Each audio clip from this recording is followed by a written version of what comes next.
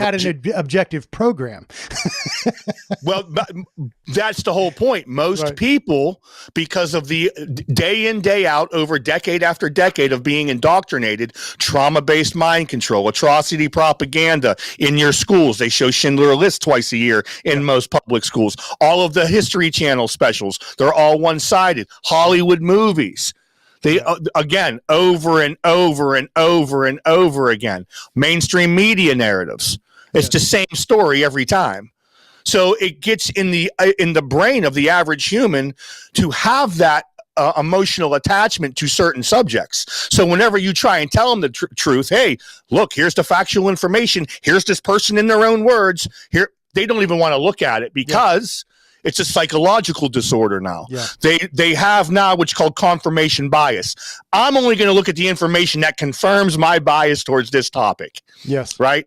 That's what it is. And it's a psychological disorder, but only when it comes to certain topics. Yeah, absolutely. Was there a defining incident or a moment in your being red-pilled in this category that sort of pushed you over the edge, where maybe you didn't quite believe it, but there was something? I mean, for me, I'll tell you, it was two things.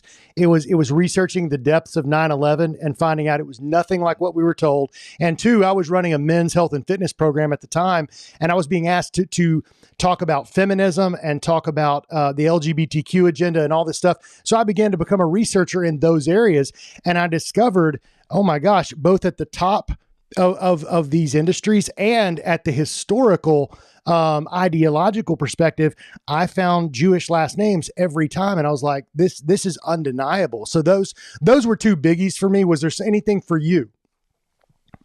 Yeah, it was the Bolshevik Revolution, because my father's side of the family is Ukrainian, and my ancestors fled Ukraine back in the 1920s and came to America. Now, I didn't even know about the Holodomor or the Bolshevik. I knew about the Bolshevik Revolution. I didn't know who was behind it. Yeah. Okay, until I was shown the evidence. And that again was like a personal thing. I thought I knew. I was like, I'm pretty well educated on history. I know about the Bolsheviks, the communists, the Marxists, right? Karl Marx. And then you start finding out that 85-90% of these people were of one ethnicity, and the people who financed it were of a certain ethnicity. And then, like, I didn't know that before. And again, this is all in State Department documents. Winston Churchill admitted this, talked about it even in a newspaper article on February 8th, 1920 in the Sunday Evening Herald. It was called Bolshevism versus Zionism.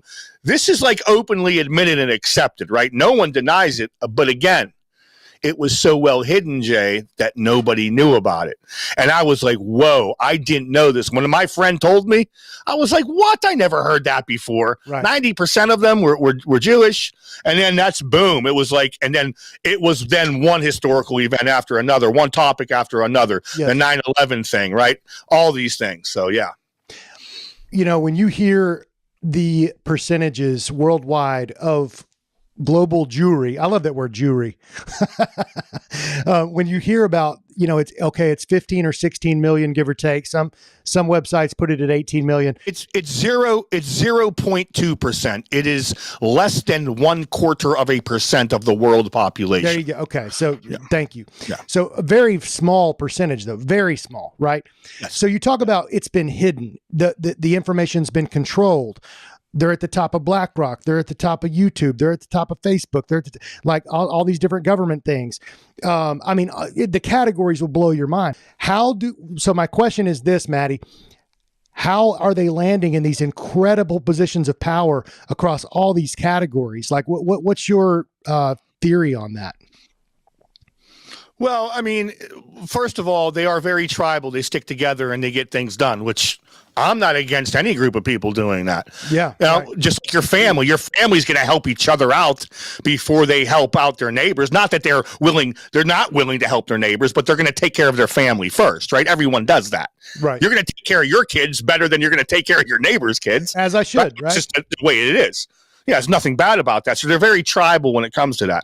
But if you look at the history of them, they've always been that way. And whenever they got control of the financial system They were the only ones charging interest. Remember, in Christian countries, even in the Middle Ages, charging interest was illegal.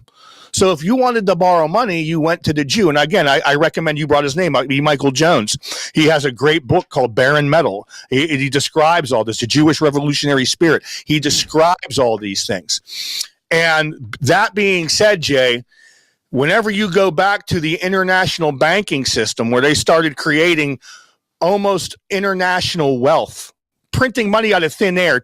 They would hold people's gold and give receipts because people didn't like to travel with their gold. They can get robbed. So they would hold it in the banks, and then they would issue out receipts for all these gold. And they'd always issue out more than they had, and they were able to loan more money, so more money came in. Whenever this international banking cartel became huge, it started in the 1700s, basically, and it became huge in the 1900s. Then you started to have these central banks all over the globe. The Bank of London was first with the Rothschilds. Then you had the Frankfurt, Paris, New York had the Federal Reserve Bank. Now you have world finance. Now you have the ability to create as much money as you want. And what did they do? They financed a revolution in Russia. You have that much power to finance revolutions, right, to buy politicians, world leaders, kings, princes, you name it.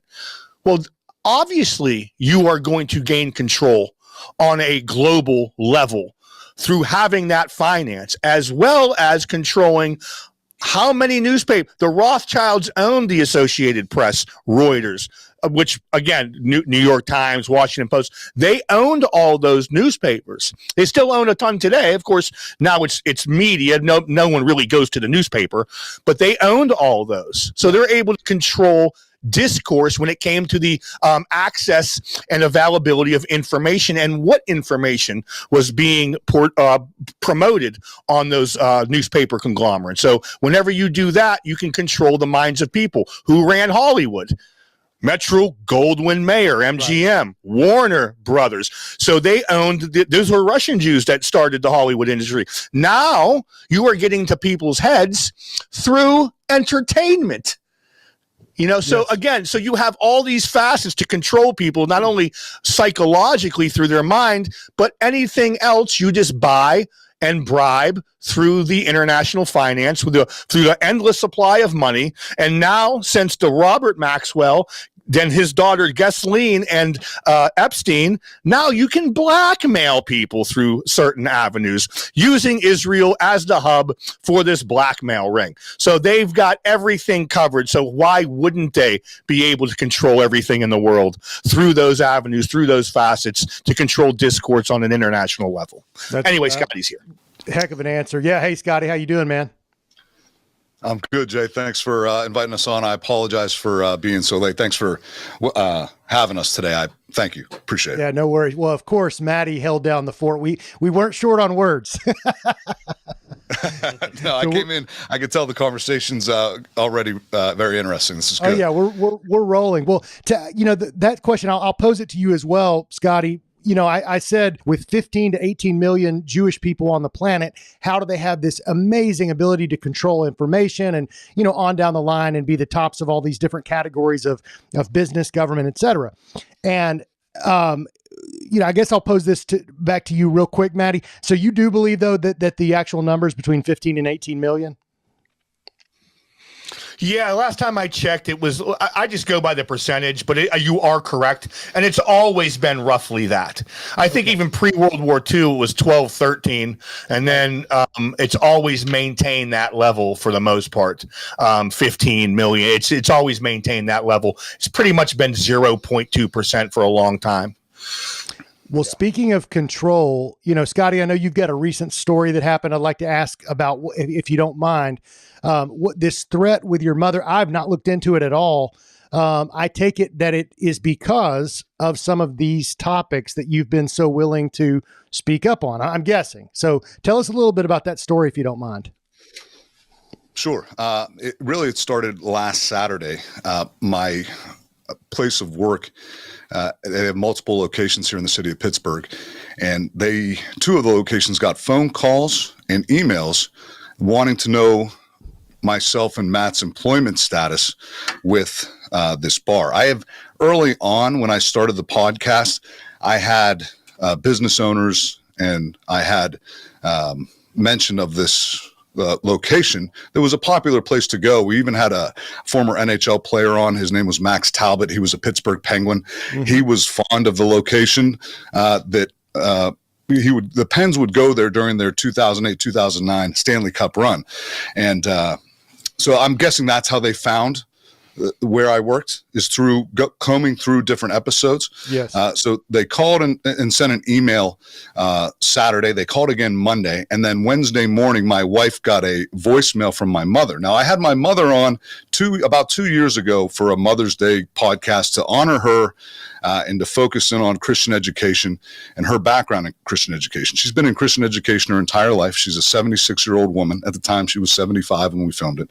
She'll be 77 this year. But she's taught for a private Christian school here in the South Hills of Pittsburgh. She also teaches a couple of college courses at Geneva College in Beaver Falls. Well, the school got emails, they got phone calls saying that they were threatening to first start a media campaign against the school, saying that one of the teachers there supports right-wing extremism, white nationalism. She's been a guest on the podcast. She supports it. Her son is they called me a Nazi. There's these different flyers that are going on Reddit right now, and I'll send you them, Jay, when the show ends. Basically going down a list of things that have said that were completely inaccurate and not true. But yeah, the voicemail that my mother left, my wife, she was very shook. She was very worried. They wanted the school to fire her. The board got together. They contacted the local police department and the county police department too, because they also threatened to come to the school and set up an active protest with bodies there. They mentioned that they would gather BLM and Antifa together to come to this school.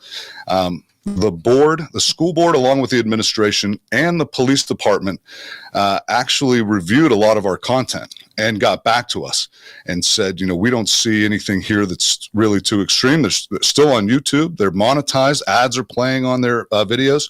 And even too, there was a gentleman that just passed away on Monday. He was a former Pittsburgh Steeler. We had him on the podcast. He was very involved in the church. He was involved in what was called the Light of Life Ministries here in the Pittsburgh area. And they were like, wow, he's had a lot of these guys on. He's had football players, NHL guys, local pirate players, and they didn't see anything wrong. They told my mom, hey, we have your back here. There's the episode they reviewed with my mother. They said it was beautiful, but they threatened the same thing with my work. They threatened active protest, people coming there with local media to say that you're employing a Nazi and all these other things. So my mom, it's boiled over to, they didn't really get a response from Saturday, Monday from my workplace. Then they combed through the episodes. I believe this is what happened. They combed through the episodes. They see my mother on there. They watch enough of it to say, oh, well, this is the school that she works at. We'll go after her. Yeah. So for me, that's a very low class thing to do. You couldn't get to me. So now you're coming after my mother and trying to now dox her and then get her fired from her work. And that's the first thing they do. When you look at some of these Antifa groups and BLM, the first thing they come after is finance. That's the head of the snake. I mean, in the beginning of Europa, Ken O'Keefe even talks about that. The head of the snake is finance. So what they're going to do is attack your ability to make money. They want you dox your address out there. They want any business that you work for. They want you fired, and they want to take away your ability to make money. That's their first tactic. After that, if they can't get that, I'm guessing there will be maybe some protests. Matt doesn't think so, but I don't know what's going to happen. We'll see. Yeah, I mean, I don't know. The thing is, he's right. They know they can't do anything to us. They know we're not going to be affected, so they go after family members. This is how they operate. Yeah, BLM and Antifa are self-admitted Marxists and communists. Self-admitted, by the way. This isn't me saying it. They admit to this. Sure. The Antifa people used a hammer and sickle logo. BLM has admitted publicly that they are trained Marxists. They have admitted this. And, and if you know the history of Antifa, they brag about this openly, and I can show you the articles. This was started by Jewish communists in the 1920s, anti-fascists, who were the mortal enemies. Fascists and communists were enemies of each other. They openly brag about this. This was started by communist Jews in the 1920s. This is a communist organization. This is the tactics they use. So it was BLM and Antifa behind it, or they said that they're going to get BLM and Antifa involved?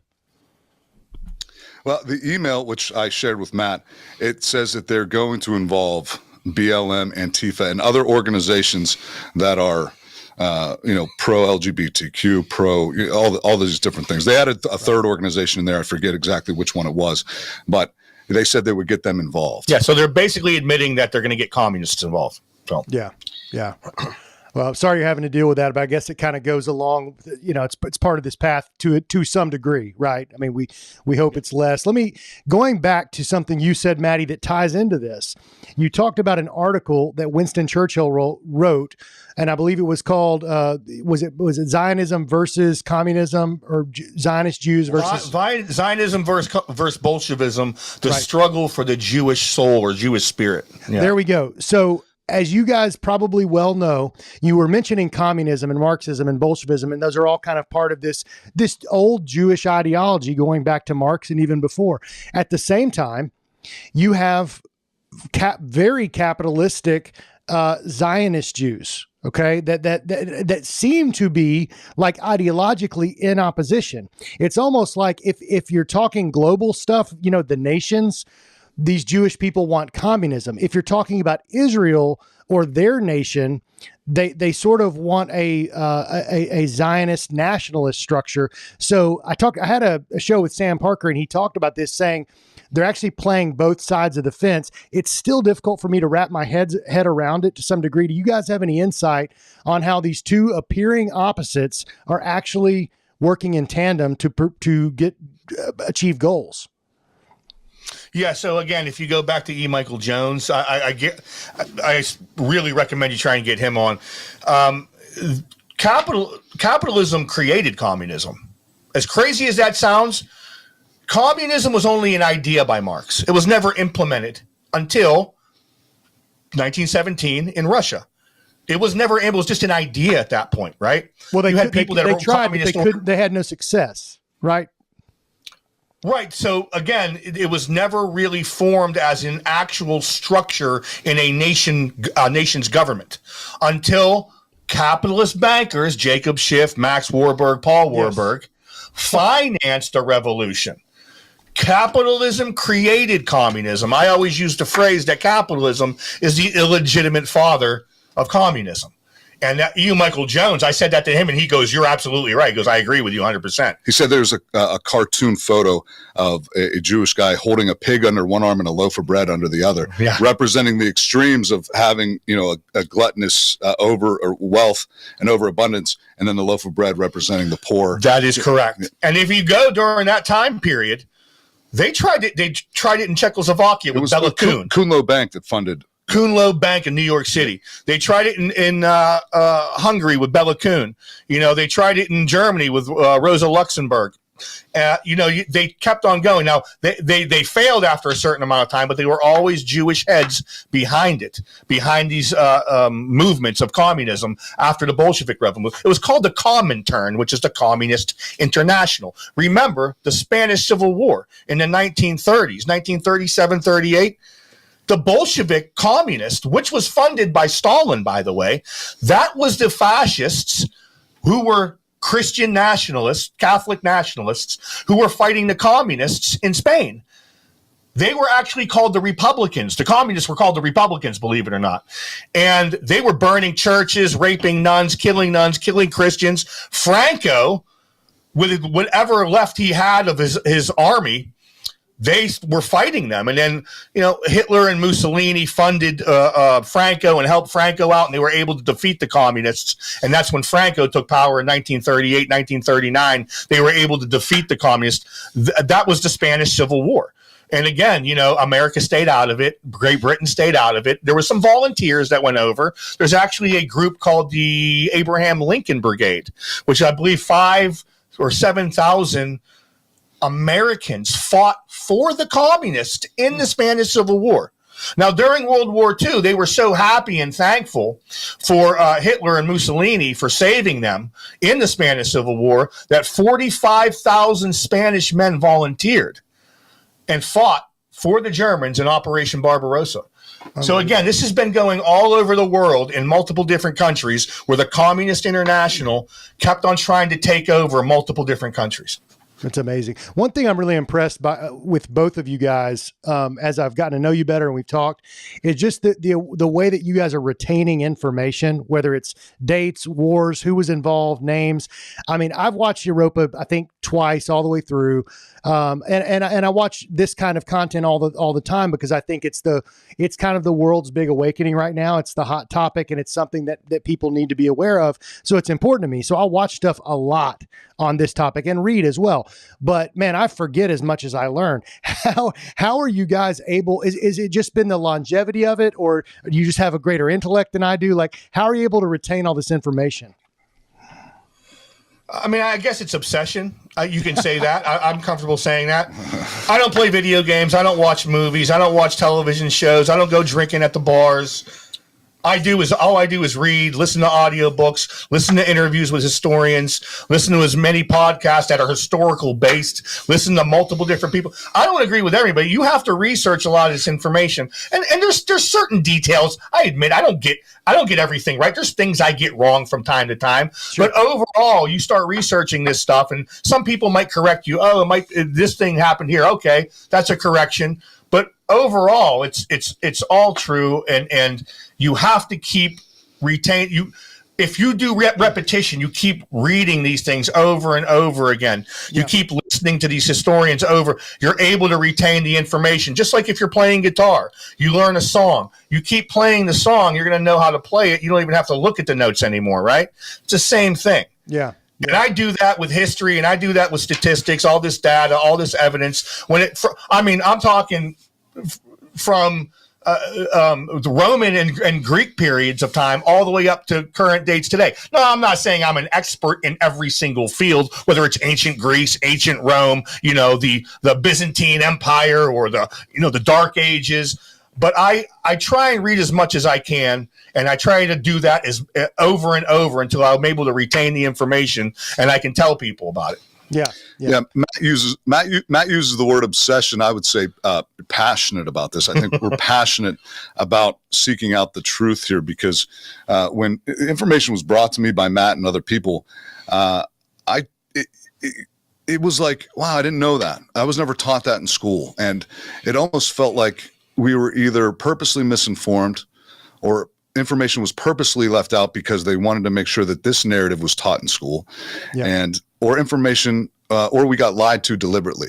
And that's not always a great feeling when you think about it. Like, oh, I've been lied to, or different information has been held from us, whether it be, the World War I, World War II, or whether it's the Civil War, or whether it's Martin Luther King, whether it's JFK. There's different details that were, I believe, purposely left out from public schools that they wanted to fit a certain narrative. And when you look at things, it's like, wow, I never knew that General Patton said that we fought the wrong enemy in World War II. His words carry some weight. He was one of the most respected generals in that era, maybe of all time in the United States. I didn't know that. I didn't know that Abraham Lincoln had a meeting with black leadership after the Civil War, and there were black leadership. There was, Frederick Douglass and other men that he said, maybe we should think about sending these black slaves back to Africa or to South America. Abraham Lincoln was supposed to be the hero of the Civil War area. Anytime a list comes out with the greatest presidents on it, Abraham Lincoln's always number one. He's credited with ending slavery. We didn't know that Abraham Lincoln offered the Corwin Amendment that allowed 4 northern states to keep their slaves. We thought, states, we thought, oh man, I thought Abraham Lincoln was this hero. And here he's talking about sending black slaves back to Africa, or he's saying, well, there's some states in the north that can keep their slaves. That's fine. We thought it was about slavery. So it's being lied to or being misinformed and going, what is the real truth here in history? What's the real truth? I want to get to that. And that's what we're passionate about here. Yeah, no, I can understand that passion. It's definitely infected me as well.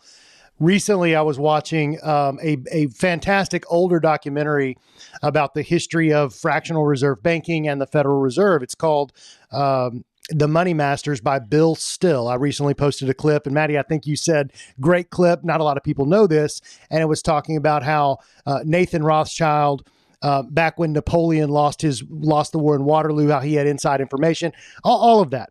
But as I was learning from that film, it was talking about the creation of the Federal Reserve and all of the tries, the First National Bank or whatever it was called, and then it would fail or it wouldn't pass again. And Andrew Jackson fought it. He killed the bank. So there's this whole history. Yeah. But the thing is, every time that one of the banksters got what they wanted in America, they would threaten. They would say, if you take this away from us, we will collapse all of the economy. We'll make it a nightmare so that people are begging for the Federal Reserve. So I'm looking at that. I'm looking at something that you guys know called the Samson option. If the state of Israel ever gets threatened to where their back's against the wall, they'll blow up the whole world before they allow them to lose what they have. So there's this mentality of we get what we want or everybody's dead. Now, I say all that to say this. I think, Maddie, on the podcast where you guys interviewed me recently, you asked me a question, and it was a hard one. You said, Jeremy, what is your idea about a solution? And I've really been looking at the history, and I'm just now wrapping my head around all this. So for me to say, here's what we need to do about it, very difficult for me to answer for those reasons. I'm afraid that if this particular people group that has amazing power in almost all categories, they would rather blow up the system and cause suffering than they would want to remediate or adjust or change things entirely.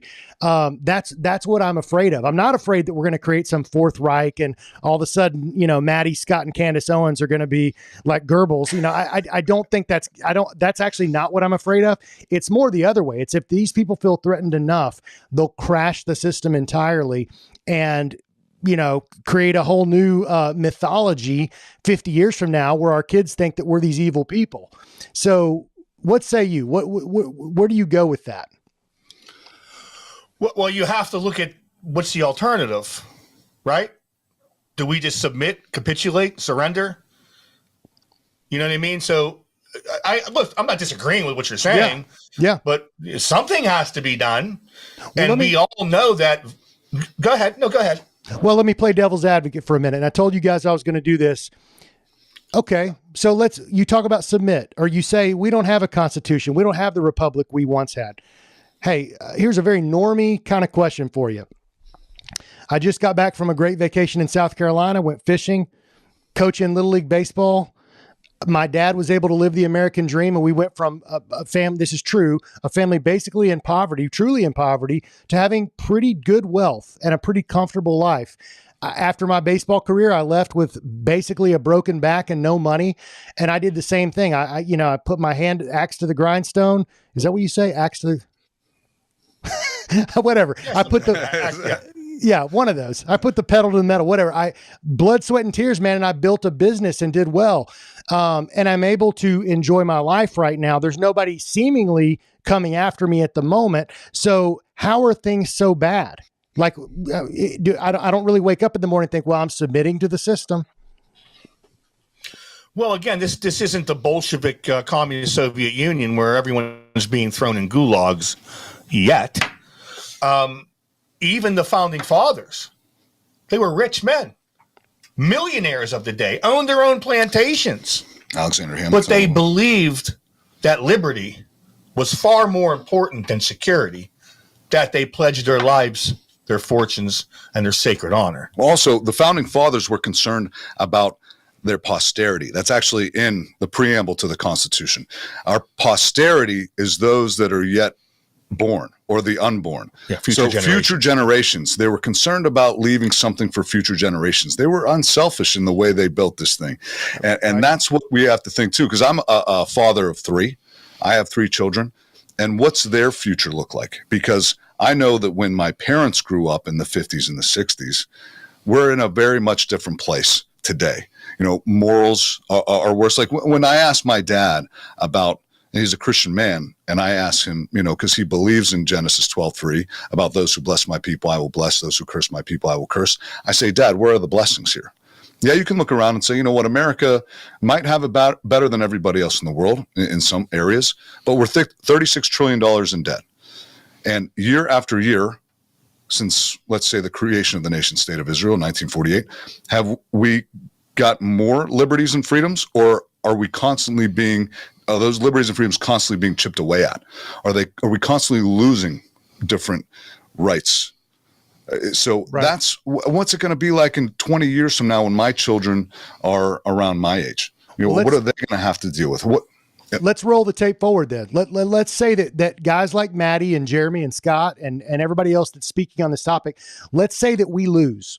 And we kind of just decide this is too difficult. I would rather be comfortable. These free speech laws put in place by DeSantis and Noam and Mike Huckabee and Trump and everybody else, they win. We're going to shut up on this topic. So roll the tape forward, and let's say that Netanyahu gets everything he wants, and then his successor gets everything he wants. They take over the West Bank. They take over. They start to get their Greater Israel project, right? And now all of the Christian Zionists believe this is biblical. Wow, when are we going to get raptured? Yada. Where is that going? So, maybe I'm asking a hard question here, but I'm just trying to visualize how are freedoms going to continually be stripped from us? What does that look like if we lose this fight? Well, let's just look at what's happening right now. You have more and more anti-free speech laws. You have a person now from Columbia University who's literally a green card carrying citizen who is now being deported without charges, arrested without charges because he took part in an anti-Israel protest. Again, no criminal charges. He didn't break any law, but he's being deported. Did he hurt anybody physically against Israel? No. No charges. Marco Rubio, the Secretary of State, came out yesterday and he said that any student here that's on a visa or program, if they protest Israel on college campus, that they will be deported. Yeah. Now you also have multiple states with anti-Semitism laws, which is anti-free speech laws, and anti-BDS laws, which means you can't boycott any type of Israeli company or product, which is completely anti-constitutional. So it's already happening, Jeremy. What we're talking about has already been happening and at a faster pace. So if we just use our crystal ball and our logic, it's going to continue to get worse if this group of people still maintain power and control over our governments, meaning federal government, state governments, local governments, county governments, blah, blah, blah. What you've looked at, what you're looking at here, if we're going to try and look at the crystal ball and predict things that are going on, we'll just look at the last 50 years. Have the free speech laws loosened? Or have they tightened? They've tightened. How about the Second Amendment laws here that have gone on, whether it be something simple as a bump stock, which I know that it was overturned, but the red flag gun laws. There's now 21 states, I believe, that have red flag gun laws. You have all these, the pistol brace ban that went on, all these different things. So when you look at the last just 50 years where things have gone, things are getting chipped away at. So in the future, what you're looking at is, we're living in a version of the constitutional republic that our founders had intended. And 50 years from now, or even 40 years from now, 30 years from now, our kids are going to see a version of what the constitutional republic was intended to be by our founders. They'll have a version of free speech. You can talk about some things, but you can't talk about that. You can own maybe a pistol or a shotgun, but you can't own a semi-automatic rifle or a long barrel rifle or SBR or anything like that. So you're going to constantly see it go down that road because that's the road we're going down. Is things are being stripped, that things aren't being, the constitutional rights that we've received through our God-given rights, they're being chipped away and slowly taken away year after year. And our currency keeps getting devalued, right? So our money, our currency doesn't even buy as much anymore. People are in debt. No one owns their own house for the most part. The average American. Even if you own it outright. Even if you own it outright, you have to pay taxes on property tax, unconstitutional, which means you don't own it. If you don't pay the taxes, they can take it away from you. Right. Most people don't even own their own vehicles and make a car payment. You don't own it. The bank owns it. So again, you have a version that is not even remotely close to not only the version from the 1940s and 50s, but it's so far removed from 1791, whenever the Constitution was ratified by all 13 colonies. Do you guys believe that these Jewish elites that are putting these measures and these things in place, the goal of stripping our rights, stripping our freedoms, devaluing our money is ultimately to create a one world system? Is that kind of, to erase national That's not boundaries? That's what they have openly stated. They have openly stated that. Not only is it in the Torah, the Old Testament, which they clearly state about taking over the world, all the other countries. But David Ben Gurion, the first prime minister of Israel, in an interview in Look magazine in 1971, literally stated that it would be a one world government, which the headquarters of this government would be in Israel. He literally said this. Anybody can look this up. This is David Ben Gurion, the first prime minister of Israel, in Look magazine article, I believe it was 1971. That was their goal. And again, that is end time prophecy. It goes to the Torah. It goes to the Old Testament, what they believe. That's what they believe. Whether or not you think or anybody thinks, well, that's not really what it says, it doesn't matter. That's what they believe it says. Right. And that's what they're going by. And that's what they are implementing. And to clear something up, it's not really the Jewish elites that are doing this. Now, they have the hands. They're the puppet masters. But it's the Christian Zionists. It's the Americans. It's the world leaders who aren't Jewish who are implementing this by bribery and blackmail and whatever else, whether it's brainwashing and they agree with it.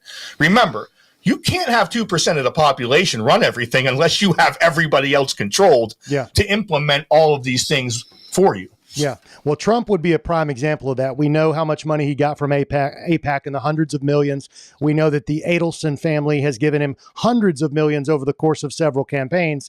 The most recent was $100 million by Miriam Adelson. So we know that he's been bribed. I guess I've got two questions here. One, what do you think about the assassination attempt? I want you guys' real thoughts on that. It's really troubled me on what it could have been, what it was. Give me your thoughts. We actually interviewed a personal friend who was there in Butler, PA, because it's right down the street. Butler, PA is right down from us. We knew multiple people that were there. We actually interviewed a witness that was there at the event, and she's a friend of mine, and we had her on. And she's huge pro-Trump, which we're not, but we're friends. We respect each other completely. Sure. The way everything went down, for that to happen the way it happened is an impossibility unless almost everyone was in on it. And this isn't just my words. Tier 1 operators from all over the country gave their own little podcasts or interviews or their own Facebook or Instagram live videos saying the fact that kid was able to get on that roof of that building undetected, which, by the way, the building was occupied by the state police using it as a headquarters that day. There's people with cameras, cell phone cameras, recording, talking about the person on the roof. 28 minutes prior to the shooting. You have Secret Service snipers at the location looking directly in that direction, knowing that is a hot spot for any type of sniper. Sure. You have drone footage. You have helicopters. You have the state police there, county sheriff police that were there. You have the Secret Service. You have Trump's own personal detail. You have local police department. You have like 5 or 6 tiers of security elements. For that kid to get up there to do what he did is almost an impossibility unless it was allowed to happen by multiple tiers of security. So that's all I'm going to say about it. It was allowed to happen. Well, it's either gross negligence or it was allowed to happen. And that's my take. The woman we interviewed, she said she heard the gunshots. There were people there that business owners that we know that were there as well that said, they saw the person that got shot and died that was there. These were real bullets. So this wasn't something that was fake. But, you have these Jewish rabbis in Israel that are saying that too is kind of fulfilling prophecy because his right ear was wounded. Mm-hmm. And that's something that they saw in their prophecies, that the right ear of this person has to be wounded. And we can show you the videos of the rabbi saying I've seen that. So, but what I'm not hearing you say, you guys don't believe that Trump was in on it as well. Nothing is off the table for me, because let me just ask you, I'm not saying he was in on it. Yeah. But I will say this. Did that help and benefit his campaign, or did it hurt it? Oh, the moment I heard that it happened, I knew it was over. I knew he won. The moment I heard it happen. The troubling things for me are, the fact that when he fell down, his shoes came off, which is another weird, Jewish tradition thing.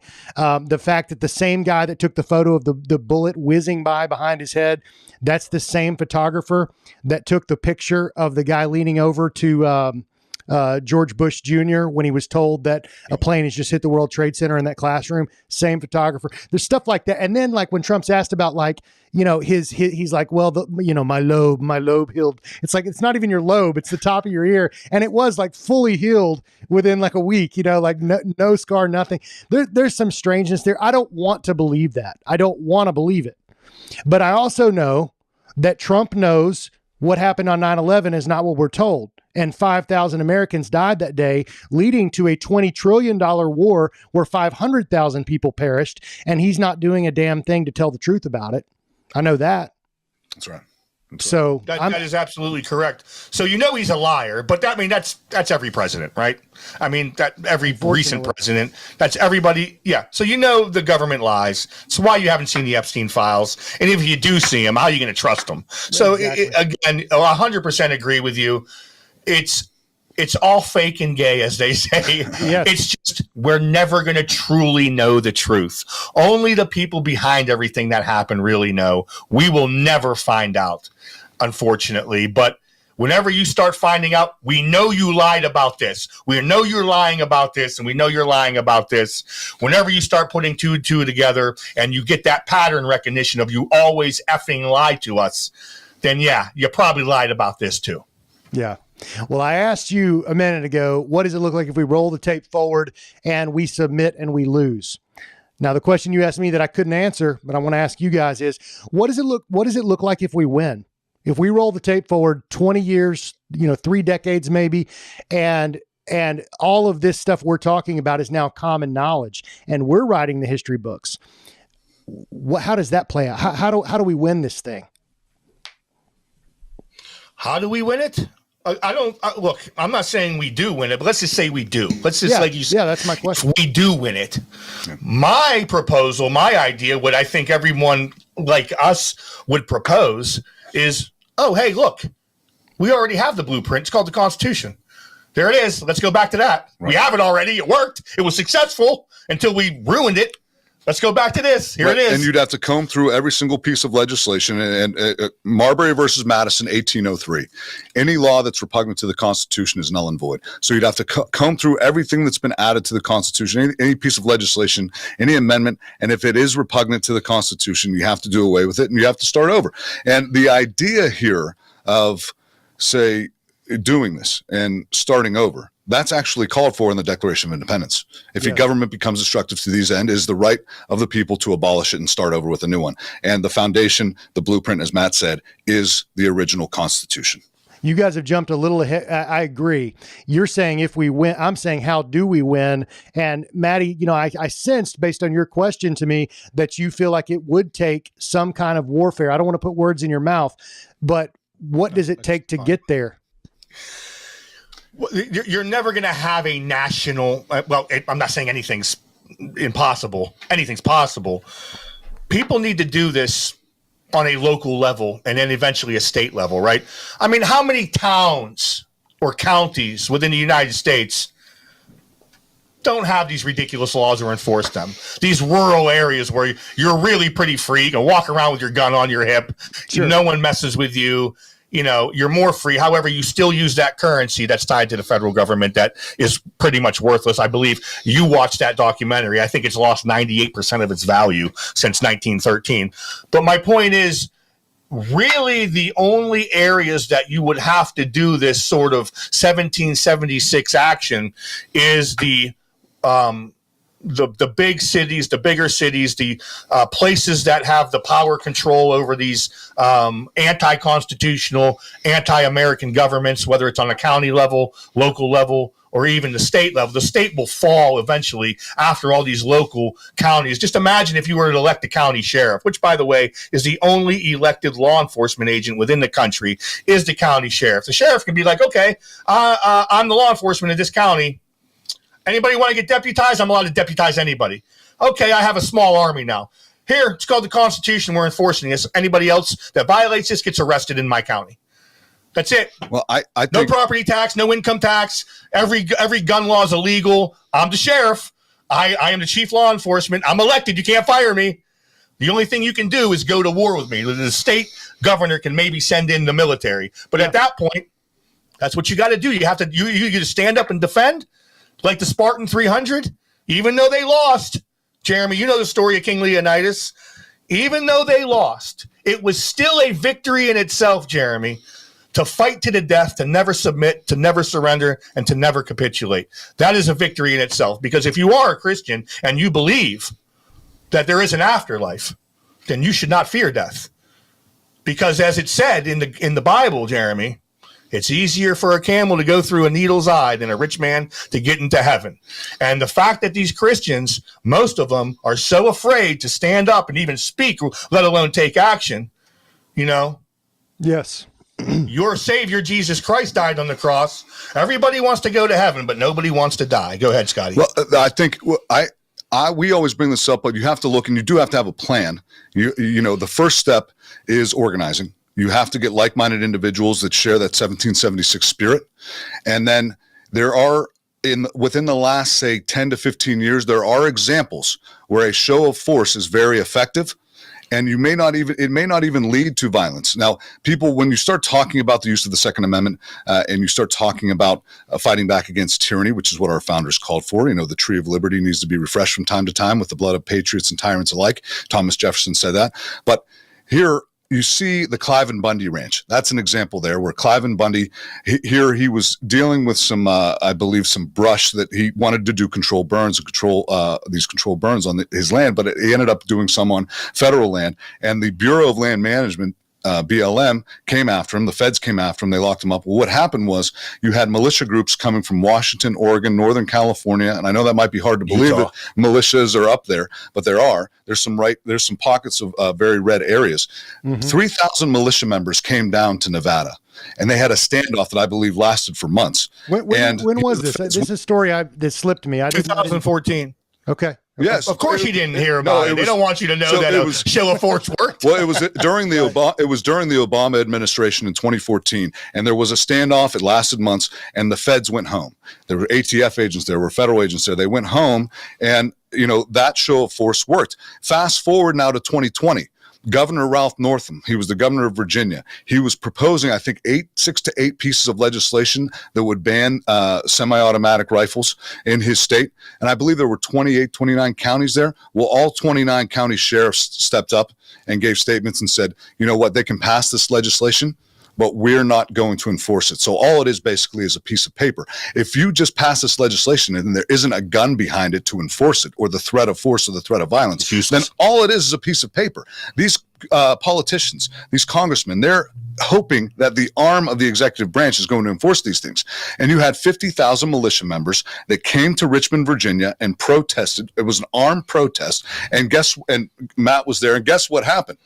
Governor Ralph Northam decided not to go forward with it. He didn't have the back of these county sheriffs. He didn't have the back of the law enforcement. Wow. And he had 50,000 armed civilians that showed up. Fast forward again to 2021. By the way, somebody brought a guillotine to the protest. And I'm not making that up. Somebody built a guillotine and brought it there. And put it at the Capitol. So then fast forward to 2021, Gretchen Whitmer wants to re-sign more COVID legislation, more COVID restrictions. She wanted to continue it. 1,000 militia members showed up at the state house with weapons, and they decided not to sign anything. Gretchen Whitmer did not sign anything. They loosened up on the COVID laws. Again, this was just a show of force. And anytime you talk about this, people go, "Oh, you're calling for violence.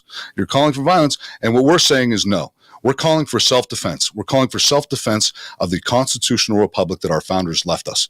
That's what we're calling for. That's good. That's beautiful. It sounds like it's huge to have the sheriffs in particular on board with these local shows of force. So you at least have somebody on the side of the law that's with you rather than just being a group of men, right? Right. What about the Federal Reserve itself? Because I know that's sort of the head of the snake in America, at least. Can anything be done about that? Because that's still monetary control. And I still fear that if the system, we'll forget about the Jewish elite thing, just the system in general and the people in charge, if they feel threatened, I do think that they would crash our system. What is that? Do you guys think that, first of all? And second, is that worth it? Yeah. I have an example. not to really shine any positive light on this German leader, but when he got in charge of Germany in 1933, what's the first thing he did? He outlawed usury, and he kicked out all the central bankers.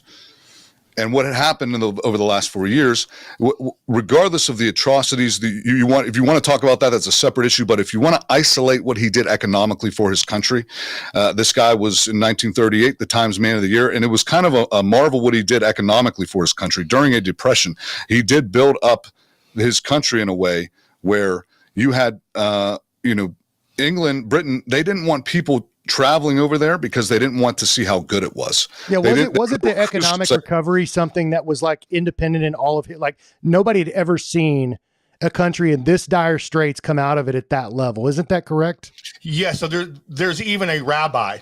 I can send you the video. Multiple rabbis said this, but this one particular, he openly admits this. He openly admitted that Hitler did this, and it was known as the biggest economic miracle in history, to where he had the #1 economy in the world during the Great Depression because he got rid of all of the usury, all of the interest, and he created his own currency. It was called it wasn't the German mark anymore. It was the Reichsmark, based off of labor. It was based strictly off of the labor of the German people. And again, they had the #1 economy in the world. It went from it was like 30% unemployment rate down to effectively 0 unemployment. Again, and Jewish scholars and rabbis openly admit this. This isn't like me going off on some tirade. This is openly known by economists and even Jewish economists. It's openly known. Now, again, it was based off of labor. There's just not enough gold or silver to hold to have that, to back your currency up with that. Now, that being said, I'm not saying you have to follow that model. However, it is a successful model to follow. Now, what's the United States going to do if we go down this road and the Federal Reserve? Well, you're going to have to come up with a new currency, but you do have debt held by us Americans ourselves. China only holds maybe $4 trillion in treasuries, I believe. Other countries hold some treasuries, but that debt is on our own. It's overinflated. So you're going to have to do something, but you have to scrap what we have now. Again, the Federal Reserve has to collapse, and you're going to have to go towards a bartering system. However, you're going to have to then start producing a lot more yourself, and you're going to have to start trading with other countries for the products you don't have. But again, there's a lot of things we don't make here anymore that we don't have to import. That's good. Well, Scotty, I know we're... Yeah, I was going to say, I know we're coming up on time and we kind of cut you off. So why don't you give us the last word and then tell the audience where to find you guys and anything you'd like to say going forward. Sure. Jeremy, thanks for having us today. I appreciate you having us. Again, I apologize for being late today. I got caught doing work. But what I would say to listening, viewing audience, anybody that's going to watch this is always seek out the truth for yourself. Don't just accept what narrative is given to you by whether it's media, whether it's by education, whether it's what you've been taught growing up. Dig in, really seek out, be a truth seeker, seek out the truth for yourself. And please, our message is, please embody the 1776 spirit that our founders did, that helped build this country, the idea that we want to be a free people and that our rights come to us not by the state or the government. Our rights are granted to us by the Almighty, the Creator. That's the important thing. And always push back against tyranny. And Matt, if you want to add anything to resistance to tyranny is obedience to God. That's right. You are disobeying God if you are not resisting tyranny. And again, I'll leave it on this. It's a choice we have to make, Jeremy. Either 1776 or 1984. You can our decision. You can find us on YouTube, the Berm Pit. That's B. You can just look up, search it on YouTube. BERM PIT. Same again on Rumble and Matty Whack Matty on Instagram, and the Berm Pit on Instagram. We have a TikTok and we have an X account as well. That's awesome. Well, it's been a great pleasure getting to know you guys. Thanks for coming on the show, and I hope we do it again very soon. Thank you, gentlemen.